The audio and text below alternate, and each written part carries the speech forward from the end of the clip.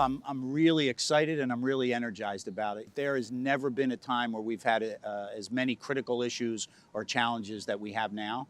But I see opportunity in that, I really do. So I want to make sure that NACDS is focused on the most critical issues. I also want to make sure that I continue to support NACDS and their unbelievable staff and all of the advocacy that they do for our industry. I don't think there's a better staff out there, so I'm excited about that. When you look at NACDS and pharmacy, last year we put out a survey to all of our membership, and there were three things that bubbled up. Making sure that NACDS was an advocate or doing advocacy on important public policy issues. The next thing was making sure that NACDS was a resource for any new pharmacy regulations and compliance, and really developing strategies for public policy.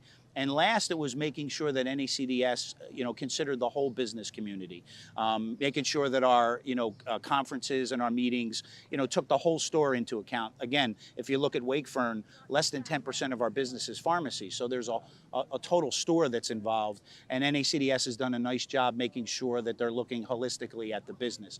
So if you look at those three areas, what has come out of that are four critical issues that we're dealing with: DIR fee reform, reimbursement, both short-term and long-term, this opioid abuse prevention, which is a crisis that we have to fix and address, and then scope of practice for pharmacists. So they are, without a doubt, the four critical issues we're dealing with right now. I think that's a timely question. Yesterday in the NACDS board meeting, they presented a revised 2019 strategic vision, and there are four campaigns structured around those four critical issues that I spoke about. I mean, DIR fees, they've been running rampant for the last 5 years. They've been going up exponentially. We don't really know how they calculate them. We're not being reimbursed for the cost of prescription. Our customers, our patients are paying more out of pocket. So we need to make sure that campaign will focus on making sure that there's no post-POS fees and working with some of the anti-kickback rules to make sure that we can get those up front.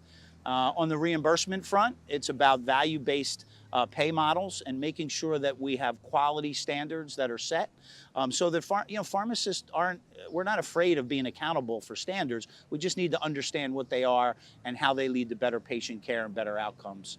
And also in reimbursement, NACDS has done a great job of making sure that the states, the dispensing fees that they pay us are enough to cover the actual cost of dispensing a prescription. And NACDS has litigation in Washington State to fight that very issue.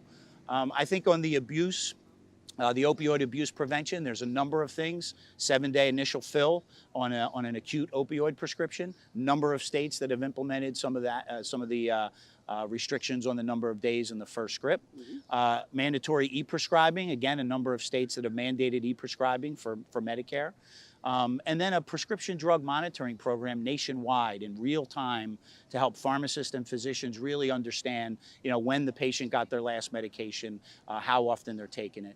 And then the last issue, the scope of practice. Pharmacists are some of the most highly educated healthcare professionals we have in this country, and we need to allow them to do more for patient care and to reduce the overall healthcare costs. So things like pharmacy tech ratios to allow them to do more in the scope of practice. And we've had some big wins in the states on vaccination authorization. So a lot of really good things happening with expanding the scope of practice for our pharmacists.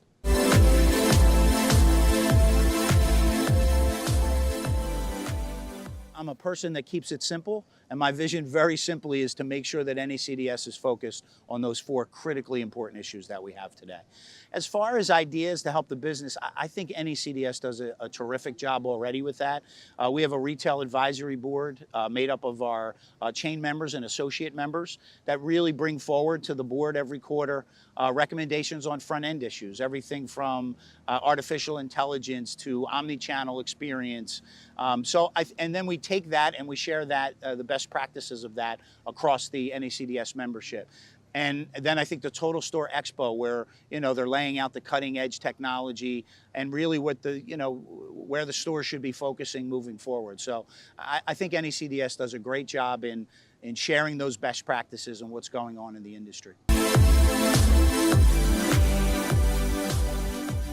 I love to talk about my company. It's a great company. I think at Wakefern, I get to see firsthand how collaboration can really get you to achieve your goals and maybe more importantly, navigate a lot of these critical issues we have. We have 50 member companies, 50 families that come together as one, and they have a purpose.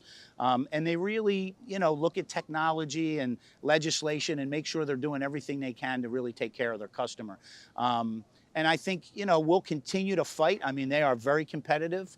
They will continue to fight for our patients and the patient care and making sure that our pharmacists can provide the health and wellness initiatives that we need to provide for our customers.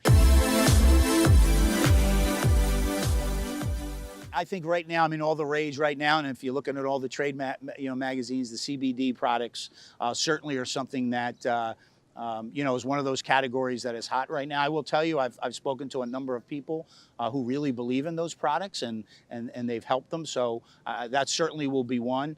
I think anything having to do with health and wellness, it's really all about personalization now. So people want to take control of their health and well-being, their disease states, and anything in our stores and certainly our pharmacists and our dietitians can help the customer with, I think will be categories that will continue to grow in the future.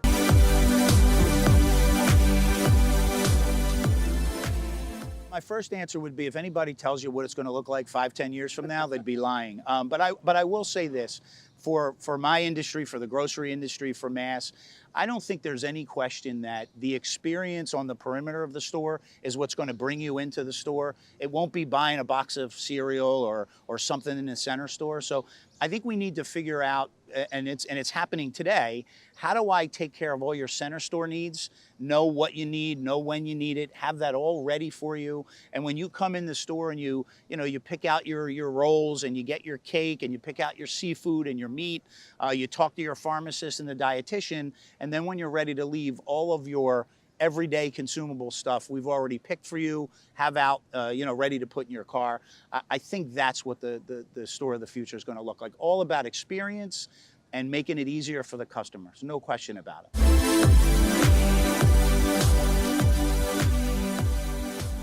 The message to the supplier partners would be the same one to my peers in the industry. You constantly have to be innovating, working together.